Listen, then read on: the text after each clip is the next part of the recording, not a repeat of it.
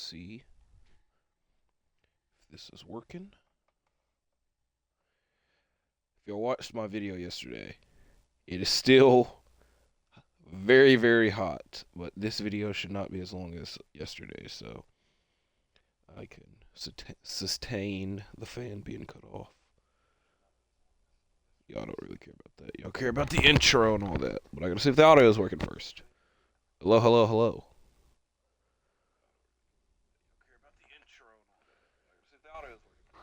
Alright, I believe that the audio is working, and I believe that we are here for another Ring of Honor TV review, episode number 110 to be exact.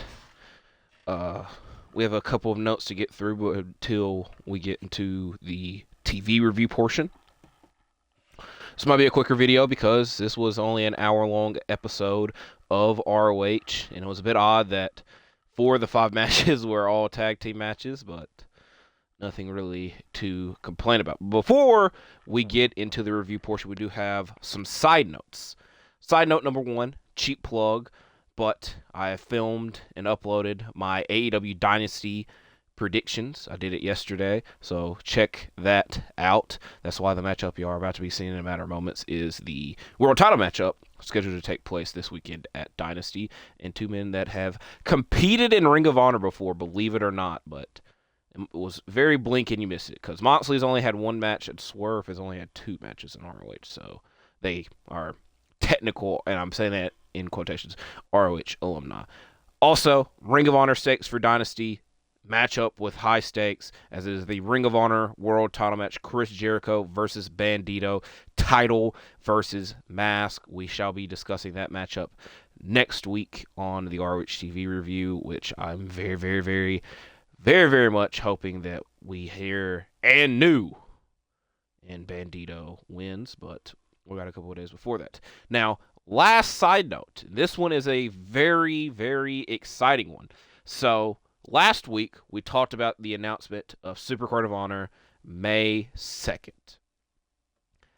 And we did not have to wait very long for the announcement of Death Before Dishonor. So we do not have to ponder and wonder the same situation, because we kept wondering to ourselves, when are they going to announce Supercard of Honor? Are we even getting a Supercard of Honor? They made that announcement. Now we don't have to do that for Death Before Dishonor, as it will be taking place July 11th, Friday night, and it is the night before AEW All In. I also like the logo of it. It's very Game of Thrones-esque. So Death Before Dishonor was also announced, but it's kind of, you can't really preview anything for it because we haven't even gotten past Supercard of Honor. So at least Death Before Dishonor was already announced, and we're still on the road to Supercard of Honor.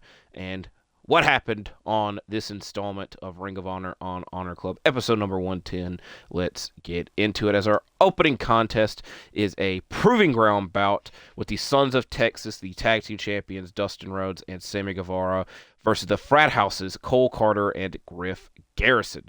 The other Frat House members distracted Sammy and Dustin with ping pong balls while they are holding red solo cups, so you can make your own assumptions on what they were trying to do, but they were only really doing it for a sneak attack.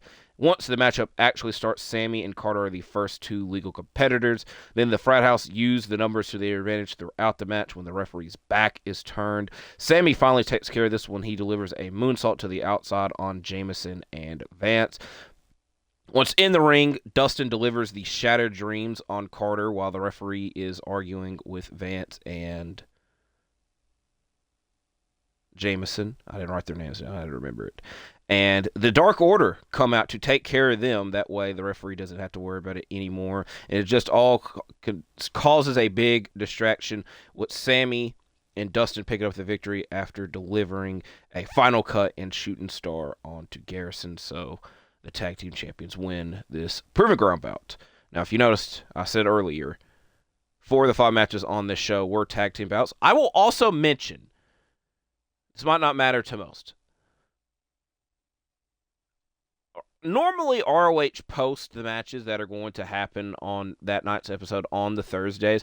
And if you're fortunate enough, you could see it earlier in the week. So on Wednesday, they made a post, and on the post was a 6-man match, which for the past month plus we've been getting these trios matches with the stars of CMLL. So it's going to be another one of those.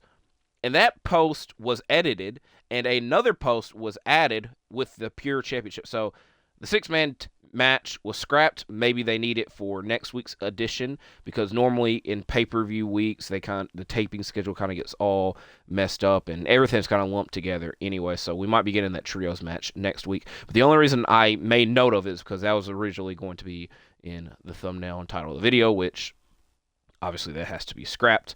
But again, we got another tag team matchup up next with the Gates of Agony taking on Dion Russman and Cal Bloom. And many of you probably know who Cal Bloom is, because it is the former NXT wrestler of Von Wagner. And he does put up a good showing in this matchup. Bloom and Khan start the match off, mainly clotheslining one another. And Khan gets trapped in his opponents after getting hit with a Bloom clothesline. Toa sees all the fun that is being had with all these clotheslines happening and delivers several clotheslines to Russman before hitting the pounce. Period. And the Gates of Agony add another win to the win column. Next matchup, the Premier Athletes take on the Outrunners. It's been a minute since we've seen the Outrunners on ROH, as Daivari and Ari Daivari. I normally call him Ari Daivari, but Daivari and Magnum starting this match off. Magnum needs to build up momentum to finally knock Ari off of his feet. Mark Sterling then tells Magnum, hey, it's illegal in Milwaukee to deliver drop kicks, but it was only a setup for Nice to deliver his own drop kick, so a bit ironic there. Nice hits a super kick, and this is followed by a Daivari frog splash, with it only getting a 2 count on Floyd. Then the Outrunners deliver tandem double elbows before they deliver their powerful handshake. Nice stops them from delivering the total recall, with Sterling having to get involved once again, but he gets punched with the referee's back being turned. A lot of referee backs being turned throughout the night, and then it happens in our next matchup as well. But the Outrunners pick up the victory after hitting total recall, and they add another win to the win column. Next matchup is the Infantry versus the Dark Order. Bravo and Reynolds start the match off, with a lot of the matchup being the Dark Order's frequent tags and double teaming on Dean. This includes a drop kick into a German suplex, and once the Dark Order finally have firm advantage, the Frathouse come out and interfere, and the referee is distracted by this again, and Uno gets low blowed, and the Infantry pick up the win after a double curb stomp, as we now have arrived at our main event matchup. Another member of Shane Taylor Promotions is involved in this, as is a pure title match between Lee Moriarty versus AR Fox. And I will be the a-hole and mention, maybe it will get alluded to and talked about down the line closer to Supercard of Honor, but Kevin Knight and AR Fox went to a time limit draw for a TV title shot. Number one contender for the TV title. And it kind of got ignored. It was not on last week's edition, it was on the week before.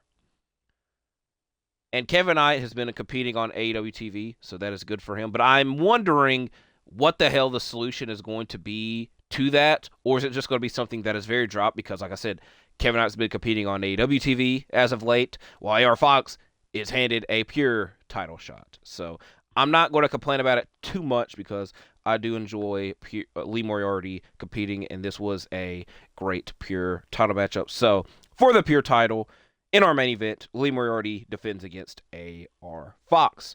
Fox's first rope break comes after an armbar attempt, while Moriarty's first rope break attempt comes after a crossface, in which Fox quickly lands a closed fist after they both stand up, and he's issued a warning.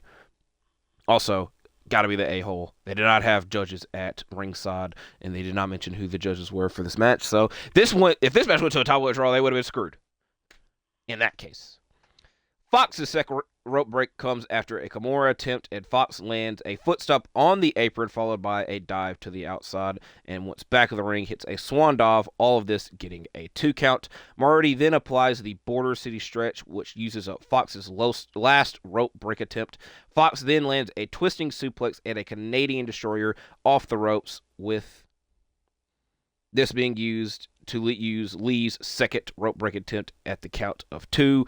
Then Fox lands a rolling cutter and attempts to hit the low main pain in the corner, but Moriarty reverses it into a cross-face chicken wing, and Fox is all tied up in the ropes, but it's not really a rope break because all 3 of his rope breaks are already used, and this means that he has to tap out, and Lee Moriarty retains. Like I said, another great title defense for our pure champion, Lee Moriarty.